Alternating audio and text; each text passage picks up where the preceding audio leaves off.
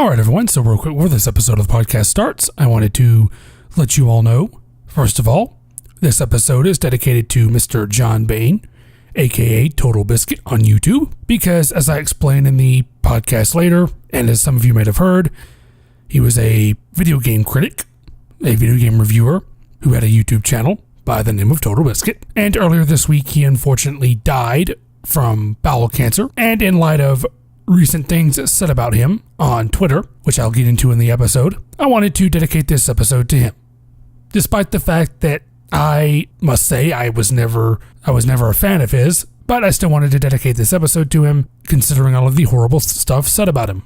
Number two, this episode is going to be a bit short because I actually structured out each individual story that I wanted to talk about into certain timed segments, but it still ended up being shorter than I would have liked, so this will be a short one. You guys can listen to mine, then go listen to a longer one. I don't know. However you do this. And with that being said, let's get on with the episode.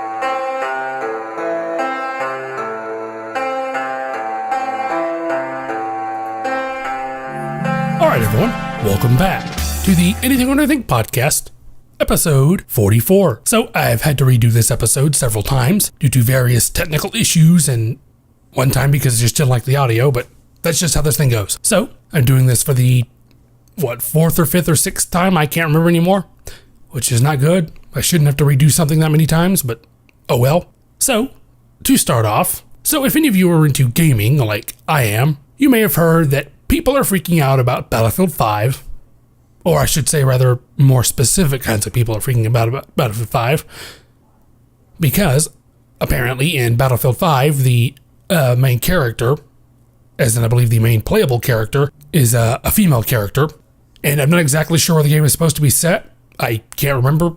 I think the article I read told me, but it's been like a couple days since I've seen the article, so I can't remember. Of course, I'll do in normal fashion and put in a little title or something to clarify. But I think it's set in World War II. I could be wrong. Okay, so yes, after doing further research, I have found out Battlefield 5 is actually set in World War II. There are people that are not very happy about that. They're not very happy that you play as a woman. And of course, people are using the excuse that, it's not historically accurate to the setting of the game if you play as a woman, which is strange, especially given the fact that the French, Polish, and Dutch resistance movements all had women involved to great lengths, not to mention all of the other resistance movements during the Nazi occupations of Holland, France, and Poland, and any of the other countries they occupied, all had female resistance fighters, aka females who would pick up firearms and actually attack the Germans. And I'm being serious, by the way. Seriously, Google this stuff. You will find it. Like, it's not that big of a fucking deal. Why are they making it a big fucking deal? Nobody complained when, Call of Duty, whatever? But I didn't hear a lot of people complaining when that came out. So why are all of a sudden they complaining now? It ain't that big of a deal. Unfortunately, those guys don't have a very good reputation for respecting anyone, really. So I kind of think maybe it's just a bunch of very sexist neckbeards whom, for some reason or another, just do not want to play as a female main character. Now, I don't know if DICE is going to offer people the chance to play as either a male character or a female character or what it's going to be. But I did really like DICE or something. I think they came out and said something about it when they saw people start complaining. They basically said, ha ha ha, fuck you. Well, okay, no. What they actually said was they apparently didn't give a flying fuck. They apparently don't give a flying shit what a bunch of bitter, sex-obsessed dudes think about playing as a female character. So I don't think they're going to be taking that out anytime soon. I don't give a fuck. I don't care. Matter of fact, that will actually be a pretty interesting departure from the usual FPS sort of storyline. That was just very weird because it's 2018 and people are still complaining about women in gaming. If anyone out there is genuinely this pissed off at an FPS game for including a female main character, which they did in Mass Effect, I remind you, and nobody complained about that, now did they? Then your clearest option is just not to buy the game. Just don't buy Battlefield 5 when it comes out. So, the next thing I wanted to talk about, which I also found kind of funny, but is also slightly serious, I guess, considering that I've read the tweets and they do sound rather bad. Although I don't know any of the people involved, so I can't really say how bad they are or not, because I don't know who they're talking about. But I'm referring to Roseanne Barr, who has recently gone on a big old Twitter tirade on random stuff. Specifically, she posted a few tweets about a former somebody in the Obama administration, which is weird because Obama left office like back in January or whatever. So I don't know why people are still ripping on him for anything. I don't understand politics. Valerie Jarrett, who was apparently some sort of aide or something, or some person involved with Barack Obama's administration at some point. I don't know who that is, but I did in fact read the tweets, because of course they had screenshots of them, because even if you delete shit, like I continue to say, if you post something on the internet, it's probably been downloaded, copied, or screenshotted within 35 seconds of you putting it up. So of course there's screenshots. I can't remember it, so I'll put a screenshot of it up on the screen here, because I can't remember what the tweet actually says, because it's been a while since I read it. So, and of course, it went over about as well as you would expect. Now, I don't know all of what she said. I don't know what all of the kind of stuff she said was. Apparently, whatever it was so bad that even ABC didn't like it, because, god damn, did they cancel that show quick. They canceled the revival series of Roseanne, the fastest I have ever seen a show get canceled in my life, despite the fact of it being a massive, massive hit. It's hilarious how fast they fucked that show up the ass. Although I do want to preface, I do feel bad for the crew members who are currently out of a job because the show got canceled. And I do feel bad for Roseanne Barr's co-stars who didn't do anything, who are now not in a current acting role, or I'm assuming most of them aren't currently acting in anything. I don't feel bad for Roseanne Barr. You gotta watch what you say, people. You gotta watch what you say. And I wanted to bring this up, just one, because I thought it was hilarious because of how quickly they canceled the show and fucked Roseanne Barr up the ass in a matter of hours. As a matter of fact, in a matter of literal days, like 2 days, 3 days, Roseanne Barr has ruined her entire career and the rest of her life. She will probably never get another acting role ever again in her life because people were not happy at all. And I think recently now she's gone on to, she posted something like a day or two ago blaming Michelle Obama for getting the show canceled, which makes no fucking sense. How do we even know any of the Obamas actually watch Roseanne? I guess he's the only person people can find to put the blame on for their own problems. She was probably either drunk, on drugs, or whatever it may be when she posted that stuff. Okay, sorry about that, everyone. I had to change out the battery. But as I was saying, apparently she was pissed off about something.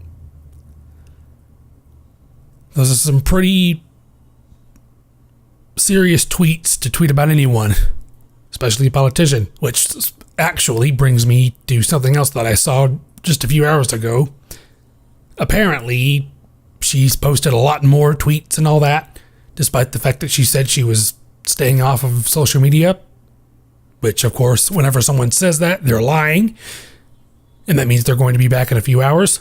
And at this point, it almost seems like she might be mentally ill, because they talked about all the stuff she said since then, specifically within the last day or two. And apparently some of her co-stars have come out and said that wasn't cool for her to post about. That just wasn't stuff she should have posted about. She starts out responding like, "Oh, I'm sorry. I was tired." Blah, blah, blah, blah. Then a co-star will respond, and then she'll get mad. Wow. I think that's what she tweeted in response. Sarah Gilbert, who plays her daughter on the show, I think. I don't know if she thought people weren't going to care whether she posted that or not. And I think recently she's posted something about Ambien, which, correct me if I'm wrong, but isn't Ambien like a sleep aid medication? I thought Ambien was a sleep aid medication, not a psychoactive drug. I don't know. I could be wrong though. I might be wrong, but I think Ambien is just a simple sleep time drug. I don't think it's a drug to make you go fucking crazy. Which at this point it just sounds like she's looking for shit to cover her ass because she's desperate to. And I guess she's desperate to get her show back or something. I don't know. Which is probably not going to happen, considering the publicity that it's already gotten. So despite what she pleads and everything, yeah, I think Miss Roseanne Barr has just literally fucked herself for the rest of her life. Okay, so moving on. And I think today's just going to be the entire episode devoted to crazy people saying crazy shit on Twitter. Because that's what involves the next thing I wanted to talk about. This also involves Twitter. Again.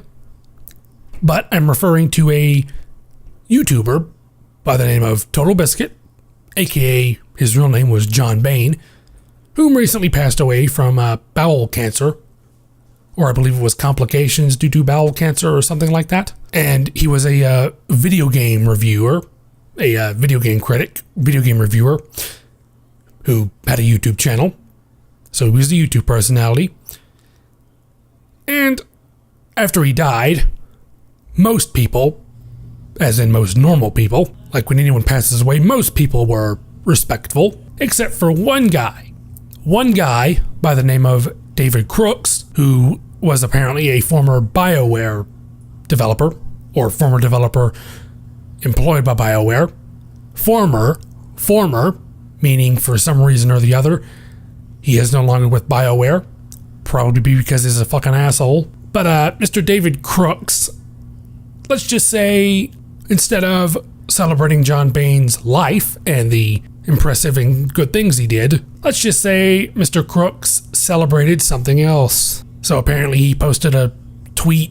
He was particularly happy that day, and then under it put, "Oh no, wait, it's because Total Biscuit died." You don't just randomly start verbally abusing a dead man. Because like I said, Total Biscuit was a video game reviewer. He was a video game critic.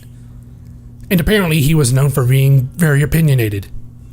There were a lot of things he did not like about the video game industry and its people and whatnot. So apparently he was very opinionated and he was very open about his opinions, which is admirable. It's very good. Good to see somebody who wasn't afraid to say what they thought. There were a lot of people who apparently did not like the man. But even so, as far as I know, our boy David here was the only one who posted something really, really fucking awful. And there was some other stuff he posted along those lines, accusing Total Biscuit, John Bain, of this thing and this thing and this thing and which, in my honest opinion, I think it's nothing but jealousy. I think David Crooks was just jealous of John Bain / Total Biscuit because he saw somebody who was doing better than him financially. And whenever anything has money involved, or someone has money on their mind, or they think about nothing more than money, as we all know, money can make people do some of the most fucked up, aberrant, disgusting shit imaginable, or say the most fucked up, aberrant, disgusting shit imaginable. And that's exactly what I think happened here. I think our boy David here was a bit jealous of Mr. John Bain, because he was more successful financially and fan base wise, and it seems to have royally pissed him the fuck off. So he decided to begin verbally abusing a dead man over Twitter, of all things, which is why I don't use Twitter, because Twitter has turned into nothing more than people verbally abusing each other over random shit. So yeah, that went over about as well as you would imagine. It's not been a good week for Twitter, but then again, no week is ever good for Twitter. After posting a tweet, Mr. Crooks proceeded to private his Twitter, which, as I said in the last story with Roseanne Barr, even in David Crooks' case, despite him being a programmer, which means he especially should know that even if he deletes the tweet and privates his Twitter, notice I said he privated his Twitter. He didn't delete his Twitter, he privated his Twitter, which means he'll be back before the end of the year, I guarantee you. He as a programmer should very well more than know he's not going to get rid of that tweet. People screenshotted it, by the way. There's a whole screenshot of the tweet. Like I say, which I think he just privated his Twitter. That way, when he applies for a job in the near future, and they search his name up, can't go back and look it up. Which doesn't matter because they're going to click on his Twitter, and then they're going to wonder, okay, why is this guy's Twitter page privated? What does this guy have on his Twitter that he doesn't want us to see? That's what any future employers are going to tell you. That's what they're going to think when they see that. They're going to think, okay, what's this guy hiding? Why is his Twitter private? Then what are you going to do there, bud? And hell, considering the way Crooks worded his tweet, it almost sounds like he doesn't really give a shit. Sounds like he just did this for publicity and attention, which of course doesn't mean shit. He'll be back within the next couple of months, I guarantee you.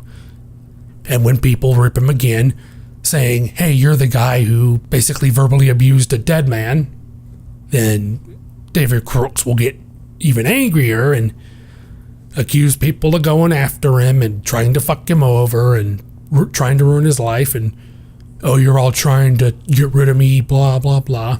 He'll take that route. And that kind of route never works out for anyone. Just ask Nicole Arbor. It didn't work for her either. That's a whole nother podcast episode on her. Good Lord. Everybody's just going crazy now, ain't they? So yes, David Crooks is just an asshole. Thank God he's no longer employed with BioWare. And considering what BioWare tweeted afterwards, Mr. David Crooks will probably never get another job in his life. David Crooks has just fucked himself for the rest of his life. To Mr. David Crooks, have fun flipping burgers at McDonald's. If even they will hire you, which they probably won't because you're an asshole, because even McDonald's can look at your tweets even though your Twitter account is privated. So you know what, Mr. David Crooks? Go fuck yourself, you fucking cunt. Okay. So with that little insult, if you can call that an insult, but I guess that's an insult because I just called the man a cunt, I think that'll do it for this episode of the podcast. So if you guys like this episode, you guys on SoundCloud can like the track, favorite the track, which I think are the two same things. I don't know why I said like because it's SoundCloud, whatever. You guys can comment on the track, whatever it may be. And you guys on YouTube can thumbs up the video, thumbs down the video. Let me get both my hands in the shot. Comment on the video, whatever you like to do. And I'll see you guys in next week's episode.